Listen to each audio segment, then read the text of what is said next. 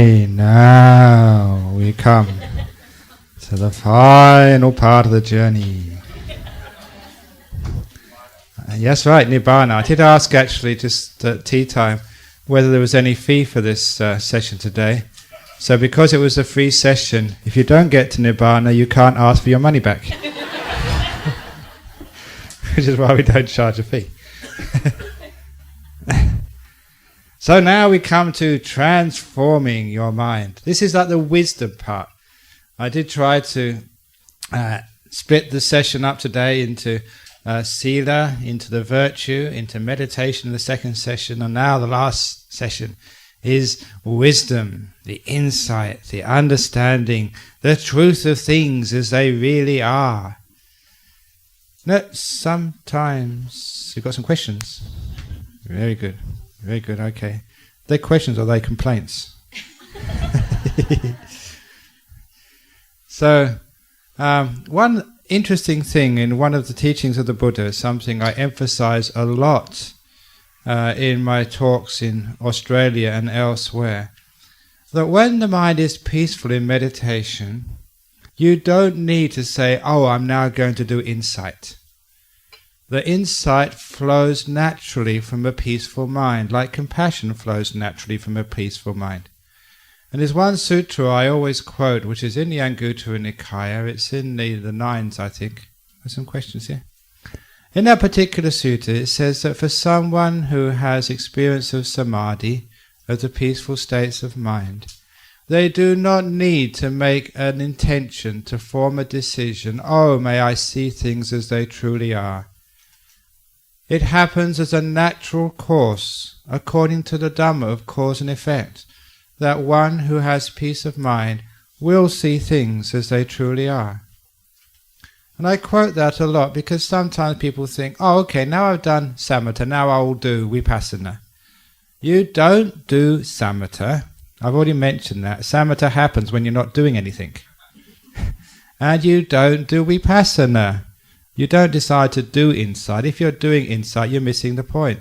Insight happens like calm happens.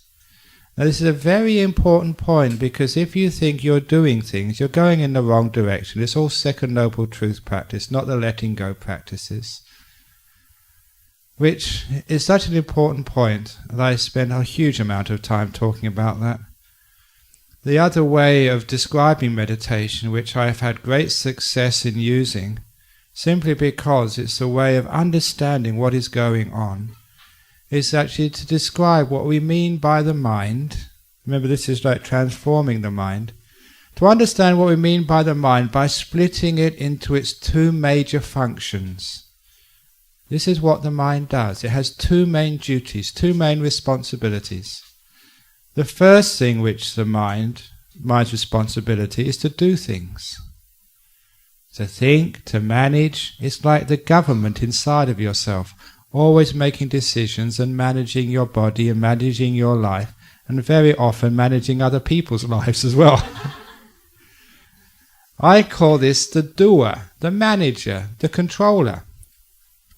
And I think you will be able to understand what I mean by that. Every time that you move your bottom, every time which you scratch your shoulder, every time you twiddle the knobs, every time that you put your hands over your eyes, every time you put up your cloth, you're doing something. Every time you scratch your head, you're doing something. I'm just watching what people are doing.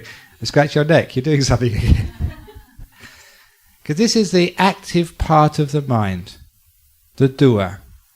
The second part of the mind is the passive part of the mind. What I call the knower, or consciousness, or bare mindfulness. It's that which knows, that which can hear, which can see, that which can know, the knower. Now is it quite clear, those two parts of the mind? Because once you are familiar with what these mean, then I can go further, having made that distinction between the two halves of the mind. We could actually see what meditation is and what wisdom is. The point is that when a normal state of mind, we do so much, we know so little. Most of our energy, most of our concern is with doing things, with being active. And we know very little.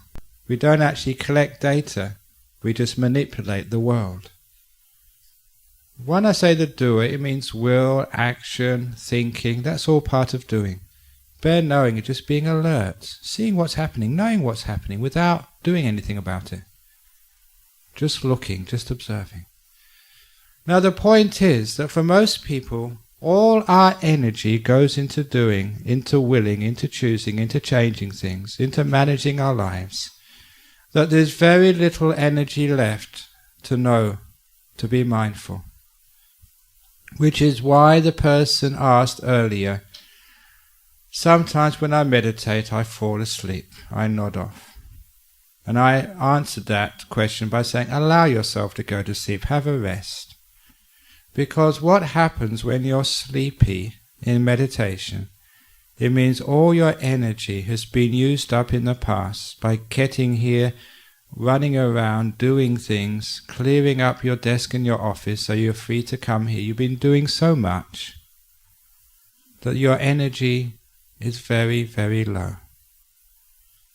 Now if your energy is low and you get tired, you get sleepy, what should you do actually to overcome that sleepiness? If you start doing more things, trying to struggle and make war, have a battle with that sleepiness, you just make yourself more tired. You're doing too much, and all the energy is being used up. So my answer, which I found out in my own practice, if you're sleepy, make peace with sleepiness. Don't do anything. Allow it to be. Say, sleepiness, the door of my heart's open to you.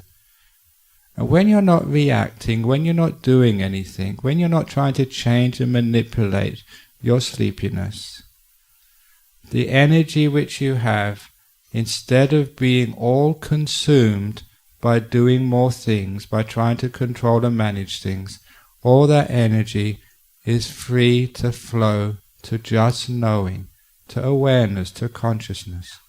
It can either go to one half of the mind, of doing, or it can go to the other half of the mind, just knowing. But when you stop all this doing business and just allow the energy to go into knowing, you find your mindfulness gets brighter and brighter. You literally wake up. And as you wake up, the mindfulness begets stronger and stronger and stronger. It's a strange thing to see mindfulness become so bright and so powerful. I've already mentioned one aspect of that is when you have your cup of tea or when you have your meal, it tastes much more delicious. Did you enjoy the cake at tea time? If you did, that was a sign you've been following my instructions. Well done. It means you've just been at peace with things and you have energy to feel and to taste things. You know what it's like when you're running around doing work? Sometimes you grab a sandwich here, you grab some noodles there, you stuff it in your mouth, you don't even know what you're putting in your mouth because you don't even taste it. Now, the point is here that when the energy goes into knowing, the knowing gets so bright, it gets so still that you can become wise. It happens by its very nature as you calm the doer, as you calm the mind, as the energy doesn't go into doing things anymore, which is the job of meditation, you start to see more things. You start to get insights. You start to gain wisdom. Wisdom comes from the calm mind. And this is how it happens, that mindfulness gets stronger. Sometimes it's like, you've got a dull flashlight and you can't really see what's happening. But when you get some new batteries and you can have a powerful flashlight, you can see everything. Everything gets illuminated. This is what I've called power mindfulness or superpower mindfulness, where the mindfulness, because it's empowered by still states of mind, having the energy just going into knowing, the mindfulness gets so strong you can really see things. It's like if I turn the lights up into this room, you can actually start to see some of the grey hairs in some of the girls. You can start to see some of your pimples. You can start to see the false teeth in the men. Whatever it is, when you turn up the lights, you tend to see much more. This is what we mean by wisdom. It happens by its own nature when mindfulness becomes strong. So by transforming the heart, we naturally go on to the stage of transforming the mind. One of the things which we see when we transform the mind by wisdom is just how little we truly own, how little we really do control. Because it's a great saying of the Buddha that people who have big egos have lots of possessions. People with small egos have little possessions.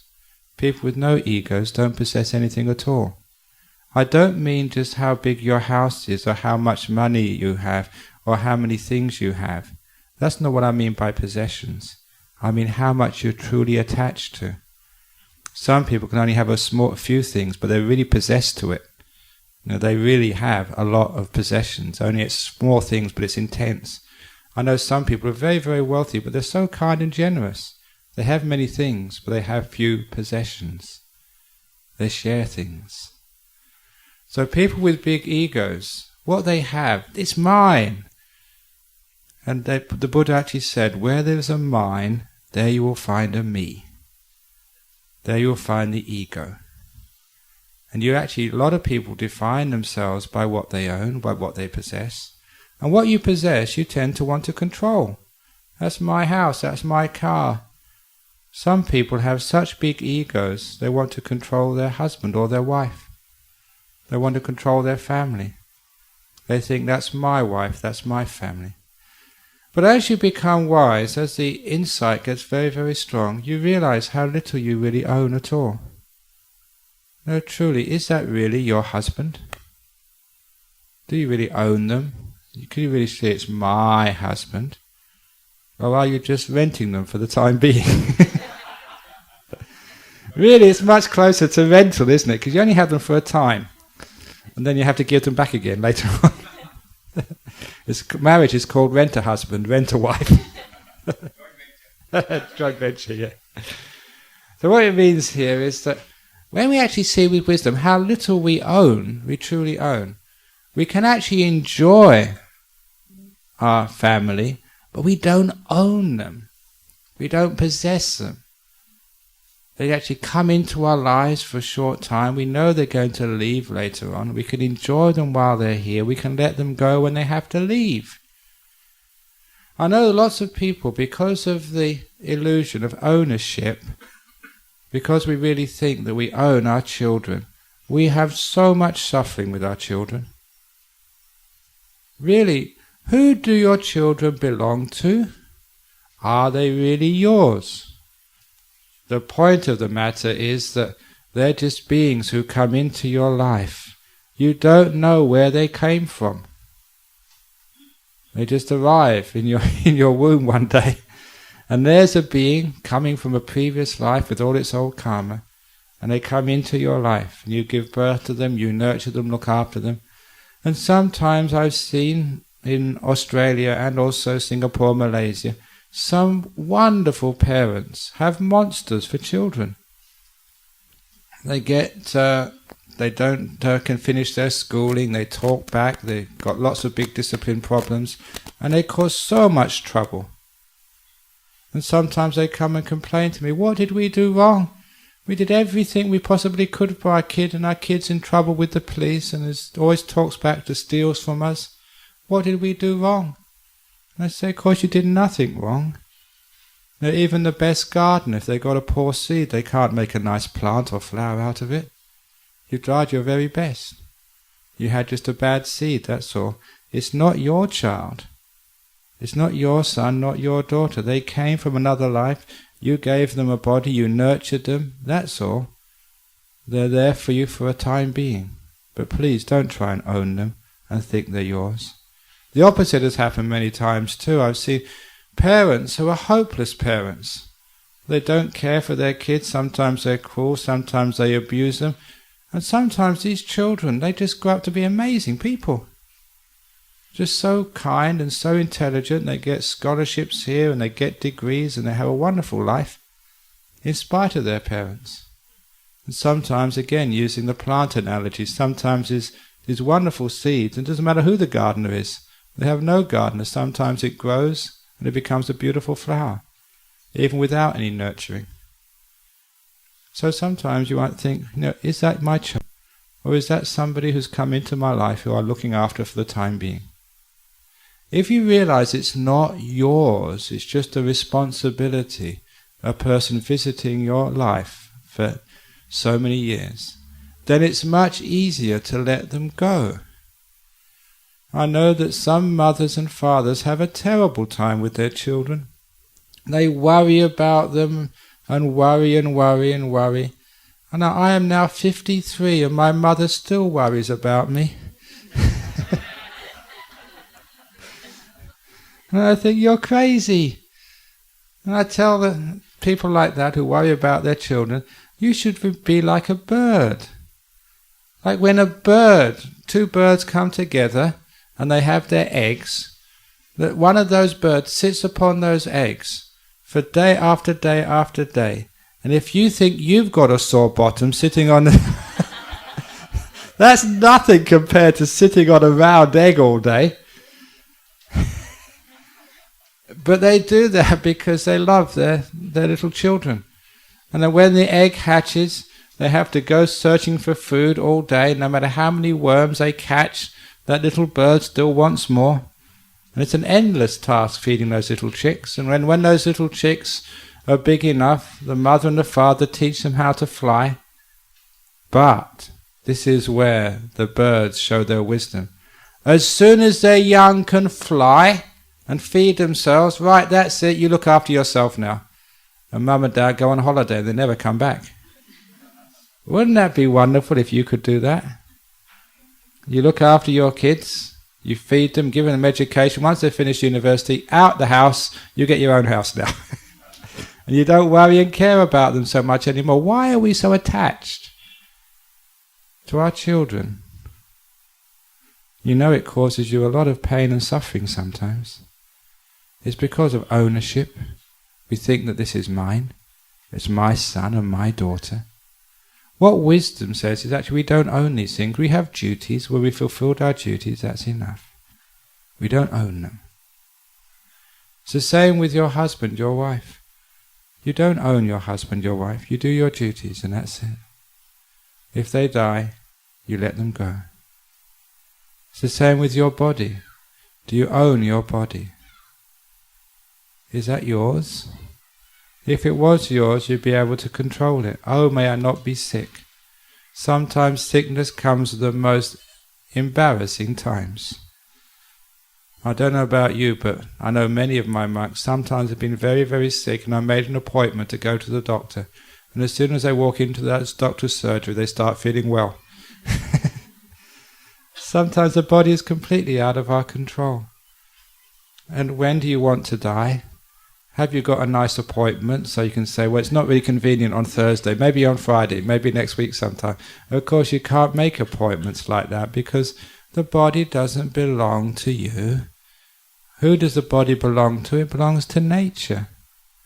So what wisdom shows us, when we're very still, we just see how little we truly own in life. When we see we don't own these things, that's when we become detached. When I say detached, it doesn't mean we don't care. We care, but without controlling. We do our responsibilities and duties without thinking we own these things. In the same way, if you rent a car or you rent somebody's house, or if I am just staying in the BGF in my room upstairs, I don't think, this isn't my room. I don't need to clean it up or tidy it up. I don't need to wash my own cups. I do that because I care. Because even though I'm renting this, I've got my duties. So even though you're renting your body, it's only there for time being. You have your duties. But this evening when I leave, I'm not going to worry about that room at all. I'm going to let it go. As soon as this room which I live in, called my body, starts to fall apart, I'm going to let it go. That way, when you can let go of things, it's because you realize you don't own them. And when you don't own them, because of non-attachment, you can really let them go and be free. You transform your mind with wisdom, with non-attachment, with non-ownership. It's all the same of having no self, no ego. There was a question earlier about no ego, or big egos. And as part of ego, which I like to emphasize now, is actually encouraging yourself or praising yourself. Because I make a big thing in my talks about if you are keeping precepts, you deserve praise, encouragement. You deserve a sadhu sadhu. If you've come here today and listened to the Dhamma all day, give yourself a pat on the back. Sadhu, sadhu, sadhu. Praise yourself. If you meditate and do well, give yourself a prize. And sometimes people have complained to me, look, if you praise yourself that way, won't you get a big ego? And the point is that no, you never get big egos by praising yourself. You get big hearts instead. You don't get big-headed, you get big-hearted. And that's a wonderful insight to have. Praise is like encouragement. And when you encourage yourself in things of goodness, you actually do, you get big-hearted. You get less selfish, less sense of ownership, because all the practices of virtue and meditation, they're all practices of letting go, renouncing, freeing yourself. So of course you cannot become more proud that way. It's not gaining more things, but letting go of more things. So we start to get wise. We start to see things as they truly are. We start to see how little we own in life. When you realize how little you own, when it comes time to death, death is so easily. I never owned these things anyway. I came into this world with nothing. You came even into this world with no clothes. And so you leave with no clothes as well. Maybe. Certainly you came with no money, you can leave with no money. So what wisdom does, it actually frees you. So you're not worried about things which you don't own. Now when you own things, it's a burden, it's a worry. The other part of wisdom, which I like to emphasize, of transforming the mind, is we also realize through our meditation that we don't own the past and the future either. They're not ours. Because when you start to own the past, it's like you carry the great burdens of the past with you. And when we think we own the past, that's when we can never forgive and let go of the past. Too many of us in modern life, we've had difficult things happen to us in life. We have had pain and arguments, and people have mistreated us and haven't been very kind. And why do you allow that to destroy your happiness? Why do we carry around things which happened to us many, many years ago and imprison ourselves with the pain of the past? It never makes any sense to me. Because no one is forcing you to do that. You can let go of the past at any moment if you understand non-attachment. If you understand that this is not mine, it happened and I'll let it go. I don't need to attach and carry this around. What wisdom does, it frees you of those attachments. Also, I was going on about pride a minute ago and about ego. I was very impressed when I read some of the sutras of Buddhism to realize that what I thought was pride was only a third of it. In Buddhism, there's actually 3 types of conceit, 3 types of pride. And those 3 types of pride are, I am better than them. The second type of pride is, I am worse than them. And the third time is, I am the same as them. Because that all comes from measuring yourself against other people. And how can you ever measure yourself against somebody else? It's just like a school, just like a school system. How can you measure, say, a child in grade 1 against a child in grade 11 or 12? Sure that the child in grade 12, just before going to university, can do so much more, they seem so cleverer than the child in grade 1. But the only reason for that is because the child in grade 12 has been in school much longer. They're not better. And it's the same with human beings. You can never say someone is better or someone is worse. It's someone who's been practicing longer. Maybe they have had many, many lifetimes to practice, and other people are only just starting out in the human realm. So how can you actually judge someone is better or someone is worse? How can you judge someone as the best meditator or the worst meditator, or the best monk or the worst monk? It's just that some monks have been practicing longer, that's all. So you expect them to know more and be more developed. Some people have only just started, so you expect them not to be so developed. The point is here, you're not judging people anymore. Some people will get more angry, but you don't say they're rotten people, they're just learning. So give them a chance to learn. Don't judge them and say they're hopeless, they're rotten. So when we actually don't compare people, we're becoming very wise. We're not judging better or worse. And all this ego business of competition starts to disappear. And when we don't judge people better or worse, only then can we really have friends. So I ask you now, which is the best religion? Christianity, Buddhism, Hindu, or Judaism? Which is the best part of Buddhism? Mahayana, Theravada? Which is the best vehicle? Somebody said many years ago, big vehicle, small vehicle. All vehicles will be towed away at the owner's expense. The point is that when we start to say that my type of Buddhism is better than your types of Buddhism, that's judging, that's conceit. That's missing the point of what the Buddha was talking about, of non-attachment, of non-ownership. So the point is that we have wisdom. And if it truly is wisdom, it is wisdom which never judges, which never thinks we're superior, or wisdom which never owns things, which can let things go, which can share. Why is it that people like to own things instead of sharing things? I can't see the point in that.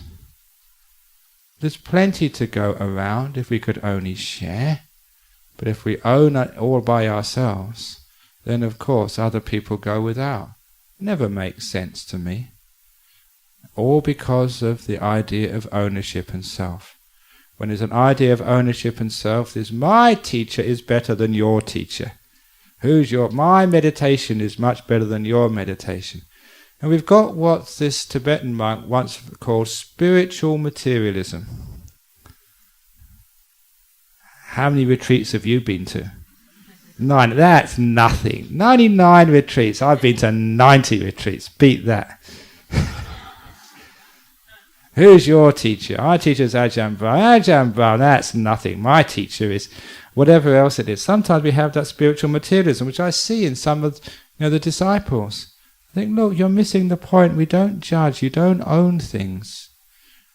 You empty out. You let go of things. That's what wisdom means. Because with the emptying out of things, it's like you have less burdens to carry around in life. You don't have the burden of your teacher, of your religion to carry around. It's not a burden, it's a liberation. You don't have the burden of your possessions. How many people are possessed by their possessions rather than make use of their possessions? Are you really worried about all of your goods? There's this one fellow, one of these disciples. He only had one possession, which was a Harley-Davidson motorcycle. It was actually worth about 60 or 70,000 Australian dollars. It was very, very expensive. And that was the only thing he had. He lived in rental houses. He only had a small number of clothes. He went from small job to small job. But that was his pride and joy, his biggest possession. But he was a meditator, one of my disciples, and he told me one day he went to the shopping mall, he parked the car, he got some goods, and when he came back to the car park, he noticed his motorbike had been stolen. And that was the only possession he had, $60 or $70,000. And as soon as it had been stolen, he remembered the Dhamma. It's not really mine anyway. Why am I going to make myself sad? It's been stolen, it's gone. All the crying won't make it come back. So he let it go. And he told me he was so proud of himself, he felt so good, that someone had stolen the only possession he had, and he'd let it go. He abandoned it. He felt so good. And then he suddenly remembered he was on the wrong floor of the car park.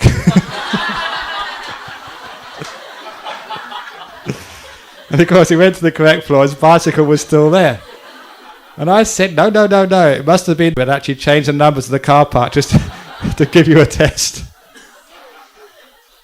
And it's such a great test for him, and he was so happy that, okay, he possessed his motorbike, but it never possessed him. He could let it go. Someone stole it, who knows? So it's great being able to have some people who are like that, who can actually use these things without being possessed by them, and that's called wisdom. You can actually have a husband, you can have a wife, but you're not possessed by them. If they happen to meet with an accident and they die, what a wonderful life we've had together. Oh, it's so great knowing you for that time. But you don't cry and think, oh, they're not going to be around anymore. Oh, what am I going to do without them? Or you're not going to be happy. Hey, at last they've gone. Either way, you don't think like that. You're not possessed by hatred. You're not possessed by attachments. You enjoy each other's company, and then you can let it go. Can you understand this way? Like wisdom is freedom. So that grief never comes into you, hatred never comes into you, worry doesn't come into you. What is fear anyway? All fear is actually when an attachment of yours is being threatened. Something you think you own is about to be taken away. That's what fear is. If it's like fear of failure, there's some sort of ego, some sort of pride is being threatened. If it's fear of some lump in your breast, it's a fear that, oh, I'm going to die, this is cancer. If it's, your husband comes back and he looks at you in a strange way, has he been out with some China girl somewhere? I was reading the Singapore newspapers last week. And it's like fear of your relationship being on the rocks, about something being taken away from you which you think you own. Now this is when you don't own anything, when you make use and enjoy these things as temporary, temporary possessions if you like, then you don't fear anything in the world. You truly can live free from fear. You understand what enlightenment truly means, a freedom from fear, an ability to enjoy the things which are around you without being possessed by them, to be able to walk in the world in a sense of freedom and peace. You can have wealth, but you're not possessed by it. You can have a family, but you can let it go if it's beyond your control, with sickness and death. You can have a body, but you can be free of your body. You can even be sick and not allow it to make your mind sick, as the Buddha said. Because you don't own this body, you say, oh, this is the body just getting old and sick, it's just dying. This is its nature. You can make peace with it. So a lot of our wisdom is learning that many things in life we can't fight, they belong to nature, it's a way of nature, so we allow it to be. We allow nature to be. Instead of trying to change the world, we change our attitude. Instead of trying to control the world, we actually control our minds by letting them go. Instead of fighting this great war, which is the war between our mind, what we want it to be, and the way the world is, the great war between our wants and desires and the nature of the world, we settle that war once and for all, not by changing the world to suit ourselves, but to change ourselves to suit the nature of the world. And that becomes wisdom. We pull ourselves in line with the world, rather than trying to pull the world in line with us. And then, of course, we make peace. We make peace with the world. So when we have stillness, we can see things as they truly are. We know the nature of husbands. We know the nature of wives. We know the nature of marriage. We know the nature of children. We know the nature of having a body. We know the nature of going to work. We know the nature of sickness. When we know the nature, when we know the rules of the game, and we adapt ourselves to those rules, then we always will be at peace. We'll be able to let go and flow with the nature of things, rather than fighting battles which you can't win, which is called suffering. So wisdom, insight, actually comes from stillness, being able to see deeply into things, as if, this is the way things are. There was this wonderful photo of my teacher, Ajahn Chah. He was imitating a statue at the monastery somewhere. There was a statue of this monk throwing their arms up, having just become enlightened. And the caption underneath this newly enlightened monk was, "Joy at last to know there's no happiness in the world." Joy at last to know there's no happiness in the world. Do you understand that saying? It means there's no lasting happiness in this world. Joy at last. There's nothing wrong with me. You're not making a mistake. Actually, this is what life is like. You have happiness, you have suffering, you have health, you have sickness. Things go right and then things go wrong. And you don't blame the world, you don't blame yourself. Joy at last, I can let go. If things are suffering, that's fine with me. If they're happy, that's fine with me. Joy at last, to know there's no happiness in the world. So you can really let go and be free and just enjoy life. I'll finish off with a Zen story which comes to mind. There was this Japanese monk. What was his? The names? I think it was the name will come to me a bit later. He was a very, very good monk, and he was staying up in the mountains, meditating. He would go down to the village every few days for alms food. The people respected him, but he was a bit of an aloof monk, a meditator. They never knew exactly how wise he was. But in the village, one day, one of the village girls got pregnant. And of course, after a while, she couldn't hide the fact that she was pregnant. And so her father noticed it and started scolding her. And who was the culprit? Who did this to you? And of course, she was still in love with the boy who made her pregnant. And he knew that he'd be in big trouble if she told her father who it was. So, being in a bind, not wanting to incriminate the boy she loved, but having to give somebody as the name of the person who made her pregnant, she said on the spur of the moment, "The monk up in the hill, he did it." And the husband was so incensed. He was so upset. He called a meeting of the council of the village. What should we do? This shameless monk has made my daughter pregnant. So they decided they couldn't actually hurt the monk or throw him in prison or beat him up because he was a monk. So they went up to that monk and they scolded him and they shouted at him and they accused him and they pointed the finger. They gave him a real big scolding. And this monk never defended himself. All he would do is say, "Aso, aso, aso." You know, as they do in Japan, "Aso." When they finished shouting at him and they were finished getting hoarse, they went down to the village. And a few months later, when she gave birth to a baby girl. And the villagers thought, "No, we haven't really finished with that monk, let's punish him further." So they took the baby girl and they took it to the monk and said, "You're the father, you look after her." And he said, "Aso, aso." And he was a monk! Now, how can a monk, like a man, look after a baby girl? But, monks are resourceful. You can always do something with what you've got. And so he started looking after her. And of course, after a few weeks, the mother started missing her daughter. As mothers do. It's only a baby. And you think, "Oh, what's she doing up there?" And so eventually she confessed. By that time, the boyfriend, just before he knew he was in trouble, so he ran away. He didn't really love her. She loved him. He ran away into the town. So at that time she confessed to her father. It wasn't a monk. It was this boy who's just run away. He was the culprit. I never wanted to tell you because I thought he'd get into trouble and I still loved him. And of course the father understood the mind of his daughter. He didn't really punish her. She'd been punished enough by missing her girl. But he felt so guilty. He'd accused this monk. And this monk had been accused falsely of something he never did.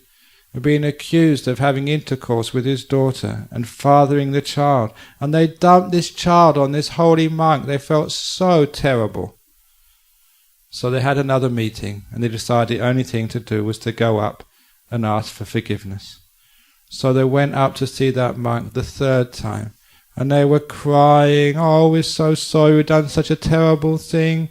We sort of accuse you of this this terrible act which you didn't do. We gave you this girl to, and you're a monk. Terrible thing. Please forgive us. And all he would say was, so. And he'd just go back again. Because he was a monk with no attachment. He was accused of wrong things. He's not going to allow that to spoil his day.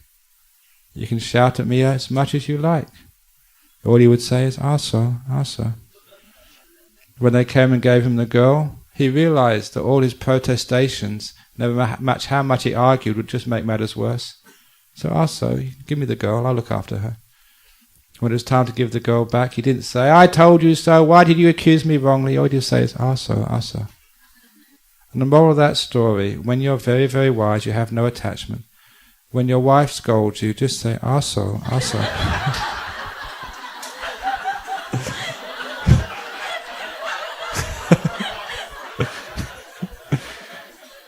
And when she says, I'm terribly sorry for saying that to your husband, so. It reminds me of this other lovely story, which I haven't told you, because this is a Christian story. It comes from the story of the Franciscans. I told this in Perth a few days ago. It's a beautiful story. Because like other traditions have got their saints as well. And one of the people I really respect in Christianity is St. Francis. And there was a book written about his early disciples, and this one character, one of his disciples, he was a great monk. Because in the Franciscan order, they too would go for alms round. They were into simplicity, not owning many things, having few attachments. And this monk went for alms round one day, the Franciscan monk, somewhere in Italy somewhere. And there was a beggar, and the beggar sort of asked him for something. And the Franciscan monk said, look, I don't have things, I'm a monk. And the beggar said, look, I'm really hungry, I haven't got anything at all. I'm starving, haven't eaten for days. And the monk said, well, the only thing I've got is my robe. And the beggar said, that'll do. And so out of compassion, and monks are supposed to be compassionate, he took off his robe and gave it to the beggar. That's how much he would let go. And when he went back to the monastery, the monks there saw this naked person coming in and said, get out of here, there's no crazy people, and get some clothes on as well. They didn't recognize him. And after a while he said, it's me. And then when they recognized him, they said, what happened to you? Were you robbed? Were you beaten? Was it thieves who stole your robe? And he told the story, no, there was a beggar who was so hungry, and the only thing I had to give him was my robe, so I gave it to him. And the monks thought, wow, that's really generous. That really is compassion. That's like a monk sort of doing as he teaches others. But please don't tell any beggars in KL this story, because I need my robes to get in the airport. They won't let me get on the plane without them. So they took him to the storeroom and they gave him another robe, from the stores. Now the point was that as soon as a beggar got the robe from this monk, all the beggars, they all talked to each other. There's the grapevine. The word got around that this monk was what we call a soft touch. So the next day when he went out for alms round, another beggar said, I'm so hungry, I haven't eaten for days, can you give me something like your robe? And so out of kindness he gave his robe away a second time. And when he went back to the monastery this time, they recognized him straight away. Here he comes again, come in. And they gave him a second robe. And just like in Buddhism, it happened a third time. The next day too, he went to do some begging for alms, and a beggar asked for his robe. He gave him his robe. So he came back to the monastery naked the third time. And at this time, the abbot was waiting for him. He said, come, get a robe on and come into my room. And the abbot scolded him. He said, look, it's all right to be generous and to be compassionate and kind, but we've only got a certain amount of robes in the storeroom, and these are donated by our supporters. We can't keep giving away robes like this. And he scolded him and scolded and scolded him for over an hour. And this monk, he just put his head down. He never even said, so. He never even tried to justify himself. He was being scolded for being kind, and that seemed a bit unfair. But this is the degree of the compassion of that monk. He took the scolding for over an hour, and when it was finished, the abbot told him to go back. He went back to his room. About half an hour later, he knocked at the abbot's door. And the abbot opened, "What do you want?" And this monk said, "I've made you some soup. You've been shouting at me for over an hour. I thought you must have a sore throat." And he gave him, and he wasn't trying to be clever. He was just really compassionate. He was never thinking about himself, even though he was being scolded. He was thinking about his poor abbot who was speaking so long and so loud for such a time. "Here, have some soup. It will soothe your throat." So the moral of that story: if your husband has an argument with you and he shouts, go and make him some soup. "Oh, you poor thing, you must have a sore throat." Now, the point of those stories is that real wisdom is like selflessness. So people can scold you, they can shout at you, you don't really think about yourself. You just think about, "Oh, that poor person scolding me, they must have such a sore throat. They must be in such a bad mood that they can scold me like that." You never think of yourself, you only think of them. From egolessness, from wisdom, flows compassion. So this is what we mean by transforming the mind. Making the mind still, seeing wisdom, having few possessions. You can have things, but don't possess them. And then learning how to share. And then learning that because there's no self in there, it's impossible to make you angry. And all you have left in the world is compassion for others. Because you don't think of yourself, because there's no self in there ever again. And that way you will truly have transformed your mind. A mind into something who's peaceful and kind. Someone who's a joy to live with. Someone only thinks of others, never of oneself. And I think that my voice is getting a bit hoarse now. So I'm going to stop and give myself some soup. You got something there? Okay, very good, okay. So, I've got one of each, and out of compassion, I will take both. Any questions now? Actually, there's a couple of questions lying in front of me here. So let's answer these ones first of all, and then we go on to other questions.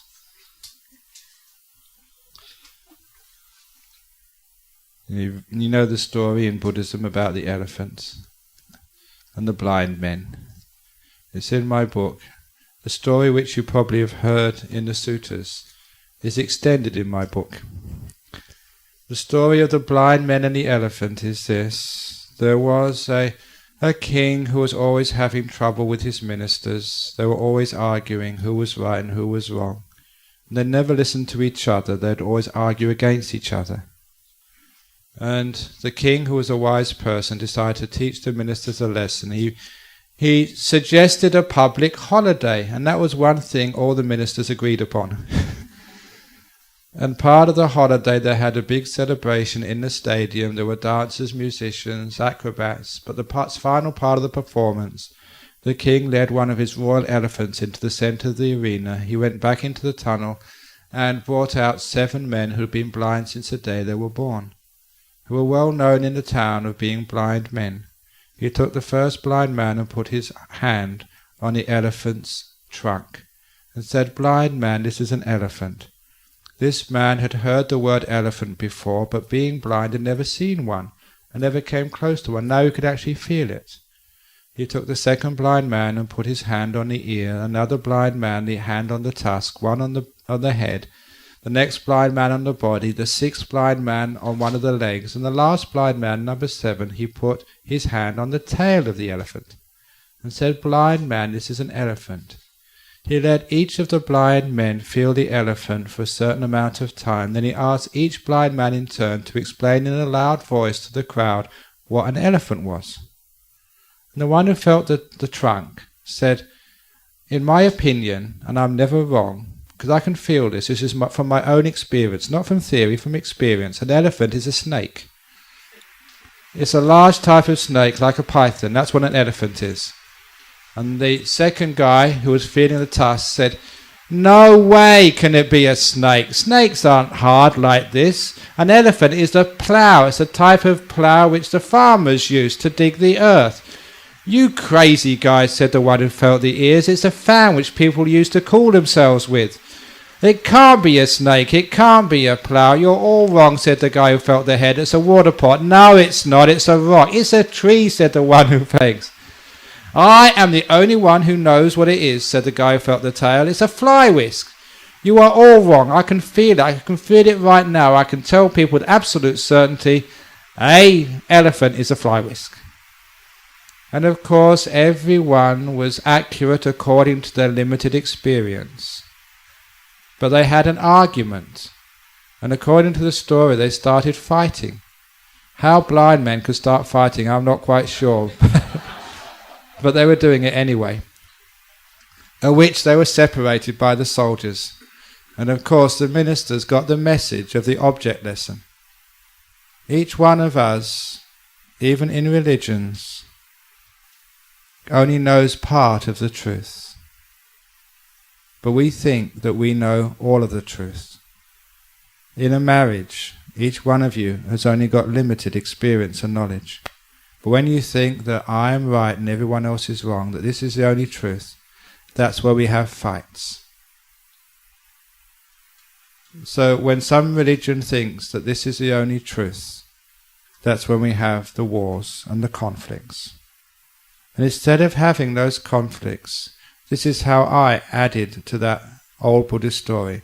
Wouldn't it be better if those 7 blind men, instead of having a conflict, instead of arguing against each other, sat down and compared notes, combined their experience, rather than conflicting their experience? And then they would have decided, if they'd have come together, that an elephant is a big rock on 4 tree trunks with a fly whisk in the back, a water pot on the front, with a snake in the middle, 2 fans on either side, and 2 ploughs just behind just on either side of the snake. And to a blind man, that would be a pretty good description of an elephant. Now can you see what I mean about instead of conflicting and arguing against each other, if we say, how do you experience things? How do I experience things? And actually joining our experience together and benefiting from each other's worldviews. That is the way forward in our world, or even in a community, in a marriage. Instead of arguing who's right and who's wrong, we actually listen to each other. There's an old story in conflict management about these 2 ladies who were fighting over an orange.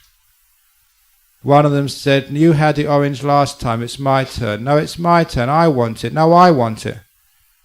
And so they got a person to adjudicate. Actually, they adjudicated with themselves. They decided that they'd cut the orange in half and have half each.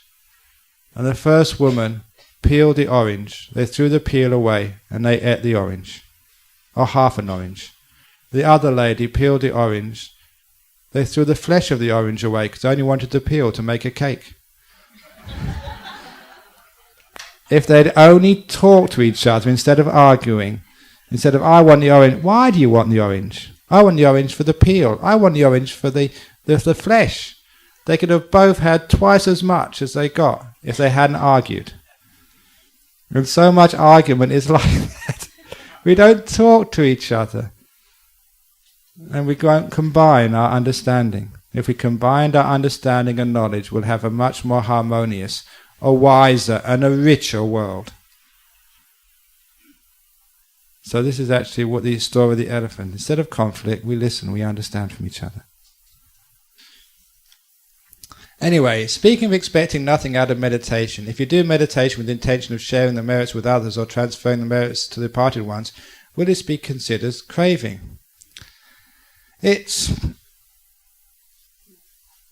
Well, actually, you don't get anything by sharing the merits with others. It's actually all giving away again. It's like a letting go. So it's not considered really as craving. It's considered of letting go and giving. You're meditating for the sake of others. You know, there's this big conflict in the Buddhist circles about Mahayana and Theravada. People say that all the Theravada monks are selfish. We just want to have our own enlightenment. whereas all the Mahayana monks are working so hard for the benefit of others. And which monk am I? Sometimes I get confused because I work so hard for the sake of others, but I'm supposed to be a Theravada.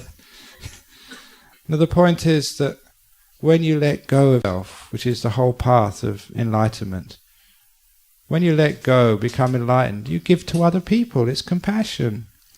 You become enlightened for the sake of other beings, never for the sake of yourself. That's selfishness.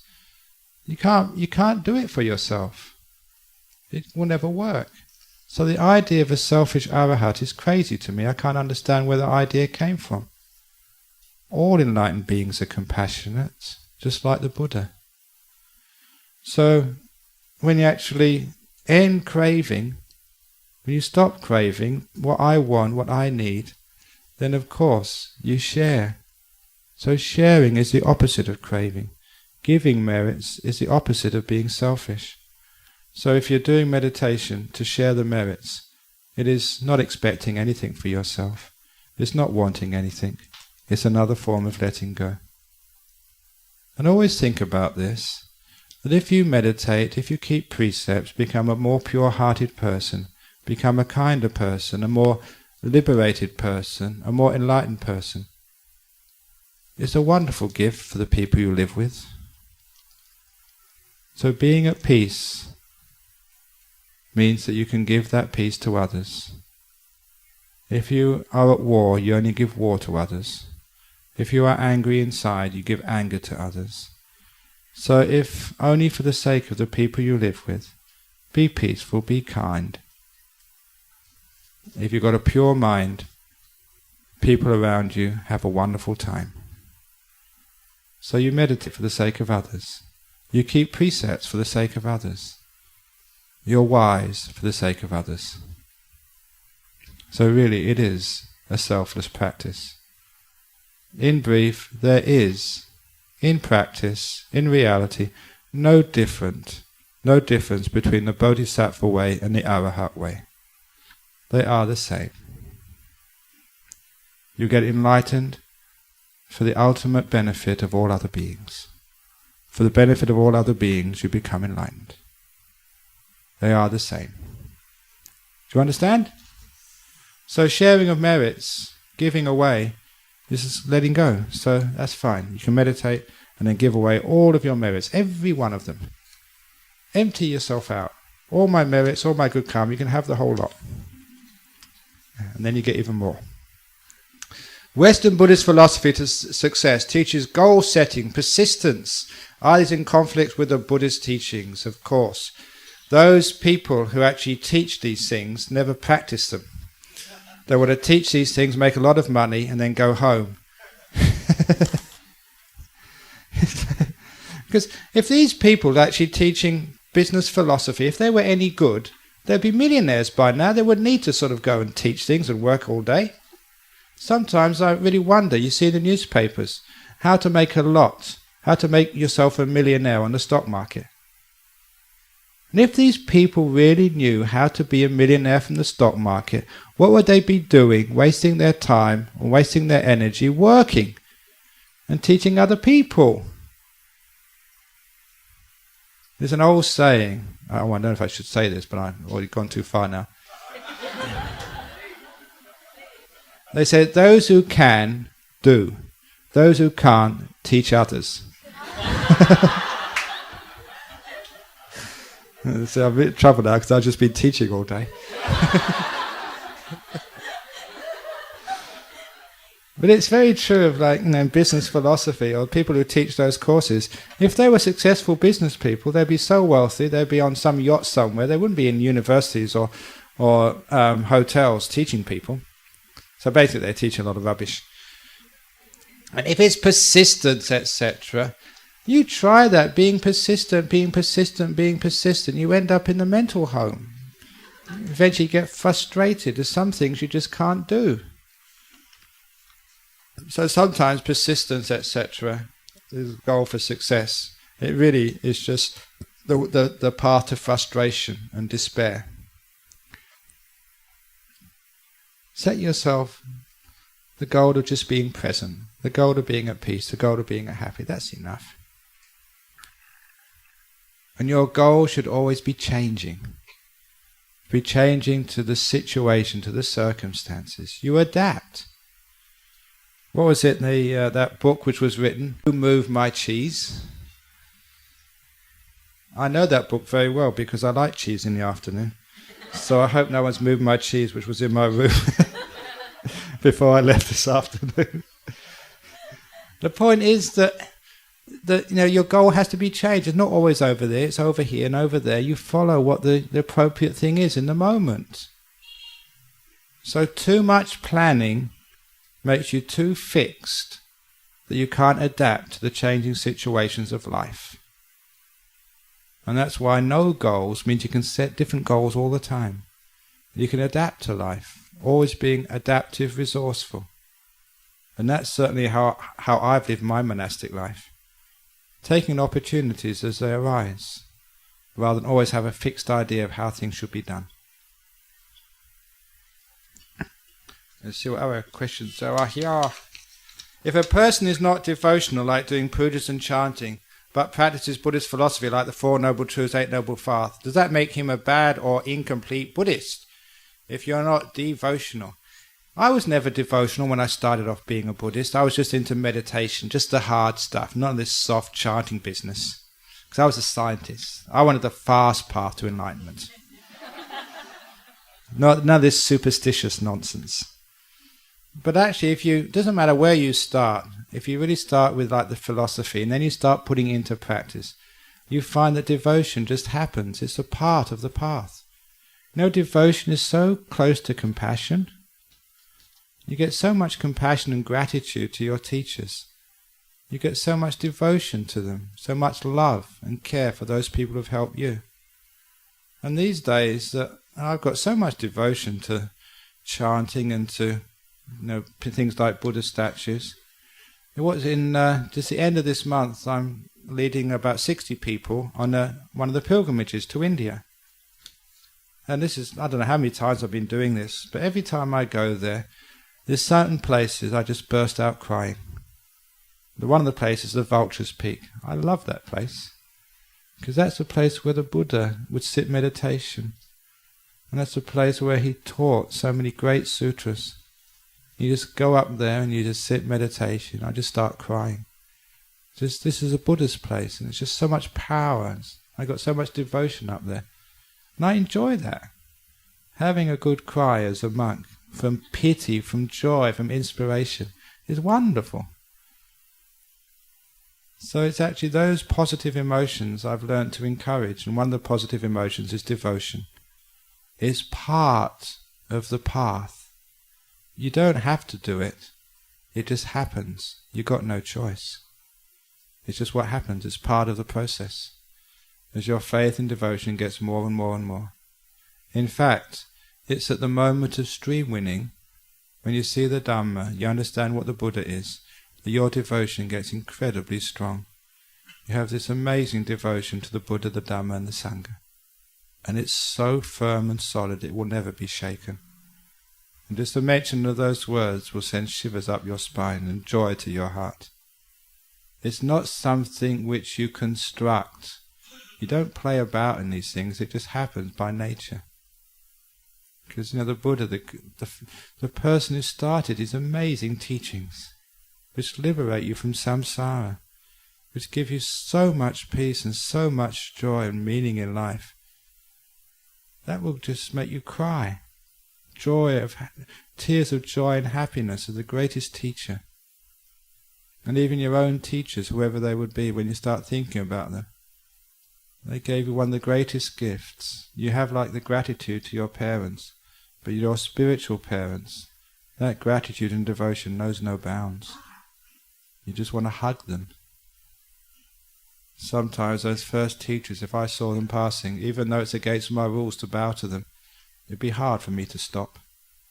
Just to grab them by the feet and just bow, bow, bow, bow, bow. Because this is what comes from your heart, the emotions of devotion. And to this beautiful Dhamma and the Sangha, all those great teachers I've known, you feel so much love and devotion towards them. And it's nature.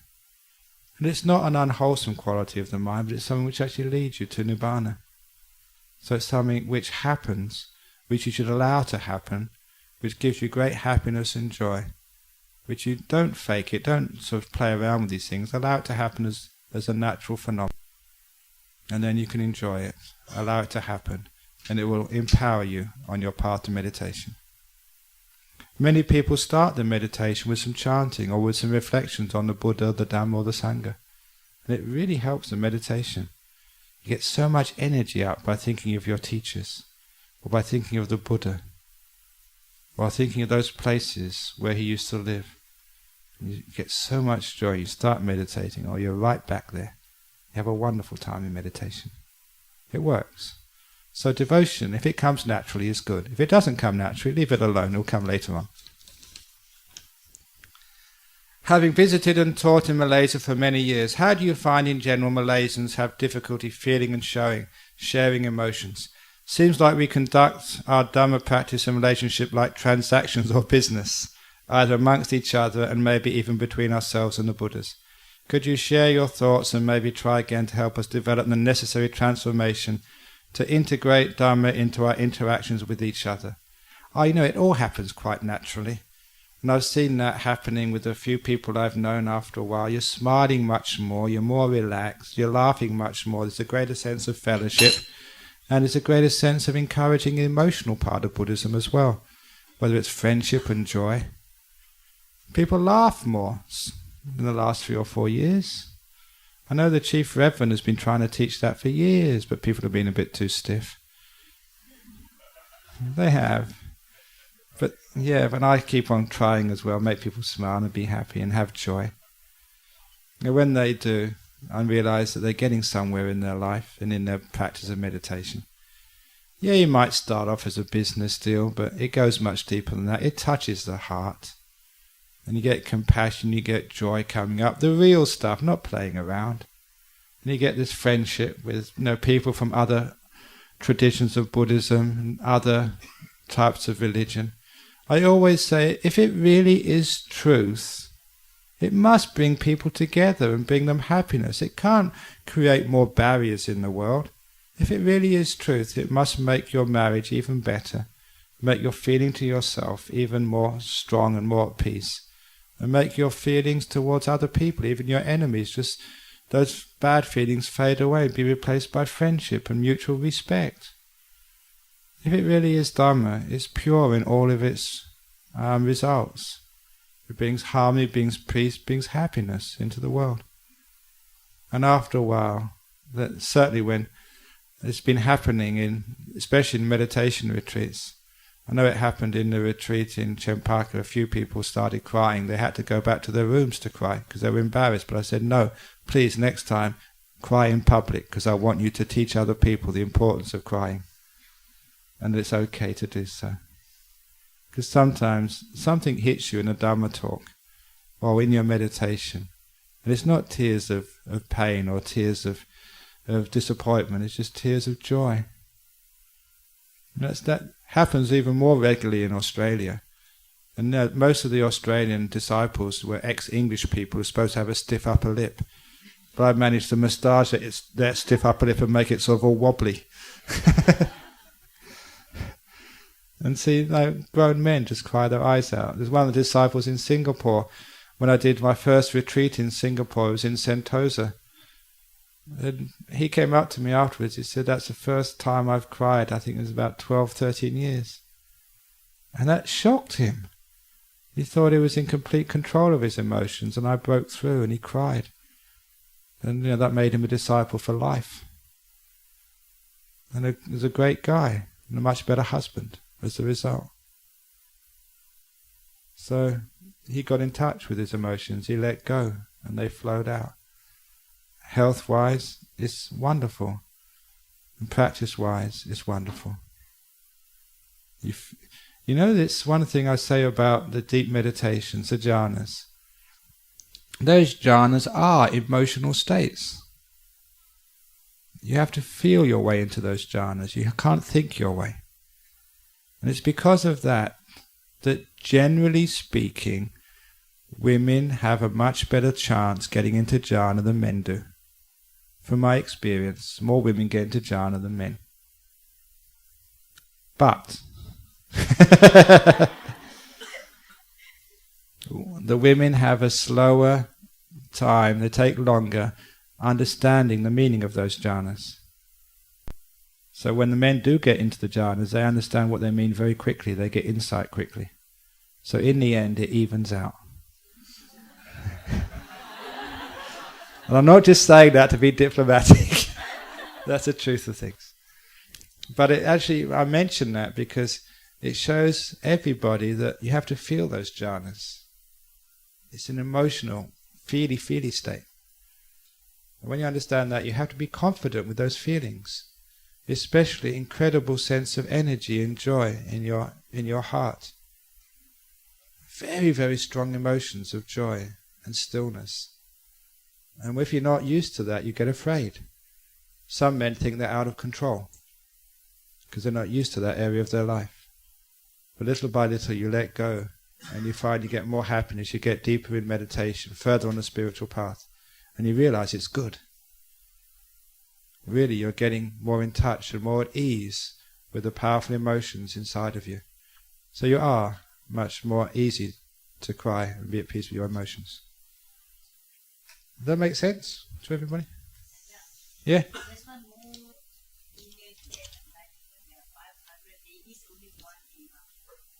Sorry?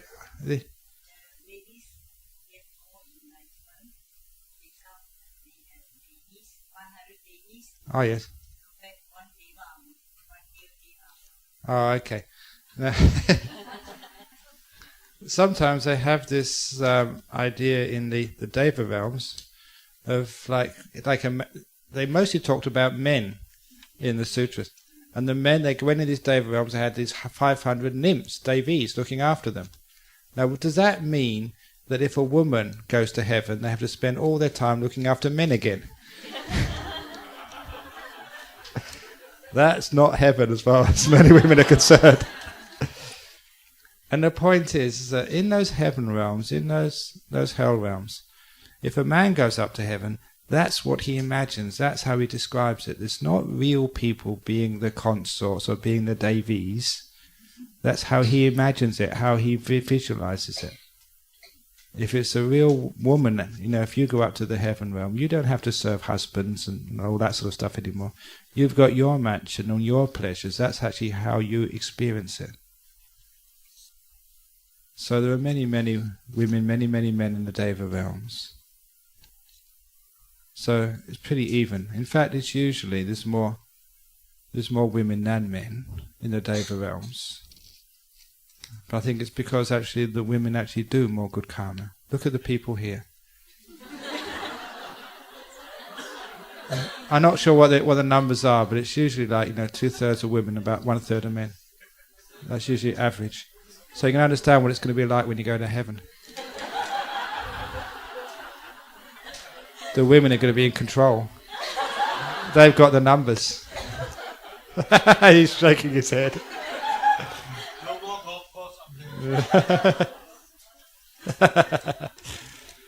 Okay, this is it. Okay. Ajahn, wait. Oh, yes, I did that one already.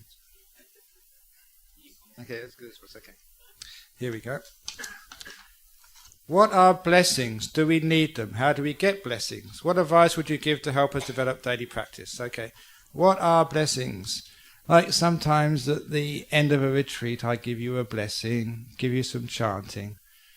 And again, when I started as a Buddhist, I didn't believe anything of that blessings. But then over the years, you start to see them work. They'd actually do help people. First of all, it's because maybe people believe the power of the blessings, but it actually is much more than that. And one of the things which I quote these days, if any of you are familiar with the internet, I would advise you to key in the words H for Henry, A for Anthony, D for Dennis, O for Orange, HADO, into Google and see what comes up. You'll come up with a website of a professor in Japan who's done some very fascinating experiments with bowls of water. It's H-A-D-O. H-A-D-O. It's very easy to remember. H-A-D-O. And what he's actually done, he got his students, sometimes 300 or 400 at a time, to sit around a bowl of water and all together for half an hour or an hour to think a certain type of thought, to try and spread a certain emotion to that water. And having spread a certain emotion, it could be gratitude, it could be hatred, it could be jealousy, it could be fear, it could be love, whatever. Then he would actually freeze the water very slowly, and just to see how it crystallized. And he took photos of those crystals. And what he found is you get different crystalline shapes depending upon the emotions of the students surrounding that bowl.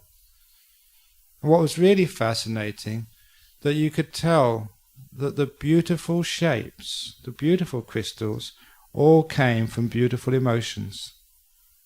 And when the emotions were negative, the crystalline shape was all over the place. The ones which I saw when I last keyed into that site and printed it out, and I've got the printouts in my room in Australia. One of the emotions, he told about 500 students sitting around a bowl to think the thought, "You make me sick," for half an hour. And the crystal was terrible. It was all over the place. It was very irregular and unformed, and just ugly. And the other crystal was, he said, the most beautiful crystal he ever got was when the students around him were asked to think thoughts of gratitude. And he got this beautiful crystal coming out. And he put those in a book. And it was actually showing that, like emotions, thoughts can actually affect water. Each one of you is made up of, 99% water? So can't those, 70%. Well, some people drink a lot more than... I think that's enough to have some effect. So if that's the case, that we can actually have blessings.